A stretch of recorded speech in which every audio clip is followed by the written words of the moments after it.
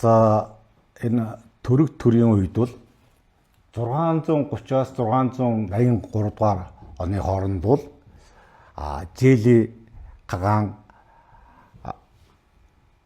там төрд амьдаар баригдаж ирснээс хойш бол ард түмэн их сарнсан тий ийш тийшээ явсан. Тийм учраас энэ ч одоо тэр Шивэ, Кедан, Туянхуу тийм Гоочан эднээс бол бүгдээрээ бие даасан. Тийм учраас бид арилгацсан байгаа. Энд чинь за энэ хугацаанд ямар үйл явдал болвоо гэдгийг бол энэ хуучин тан улсын бичлэгдэх төргийн шашир дээд чинь умар төрийн тухай зааж байгаа шээ.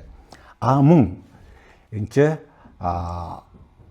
Бэйди шаштрах телегийн тухай өгүүлэлтээр маш тодорхой бичсэн байгаа энэ чинь.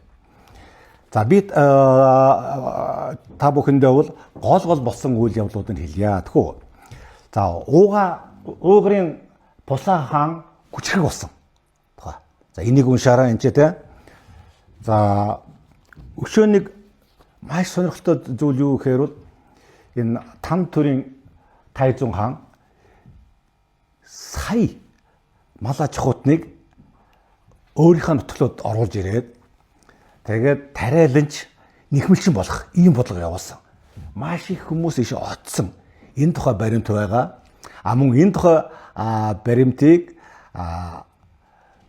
хөлтгөн зориулсан хатан бичээст байгаа. Тэгээд энэ бүхнийг бол би та бүхэндээ дараа танилцуулнаа. Энэ удаа биш. За өшөөнийг сони энэ хугацаанд юу болсон гэхээр ер нь уйгар хүч хичээд ирдэг. Уйгар хүч хүчрчээд ирэхээр одоо эдгээр өөрснөө гэж байгаа шүү. Цөлийн ард уйгар хүчрэхэд болоод байна. Тийм учраас Түрэг аймгийг буцаая гэж байгаа байхгүй. За буцаасан. Тэгээд уйгарын засаг захиргааг эргүүлээд хуучин тангийн засаг захиргааг шилжүүлсэн. Иймд баримт байгаа шүү. Тэгэхээр эндээс бид одоо юг анзаарах хэрэгтэй вэ гэхээр бол энэ их давтагддаг. Энэ зүй тогтол.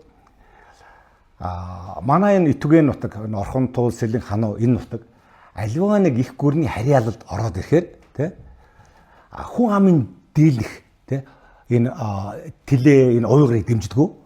Хүн амын цөөнхийг дэмждэг.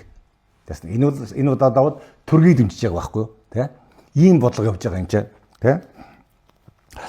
За юуны их гүрний бодлого бол тий цөөхийг дэмжиж цөөхөөр нь хүн амын дийлэх үндсэн иргэдийн бол одоо бариулах юм уу тэдний засгал доор байлгах юм явж байгаамаа.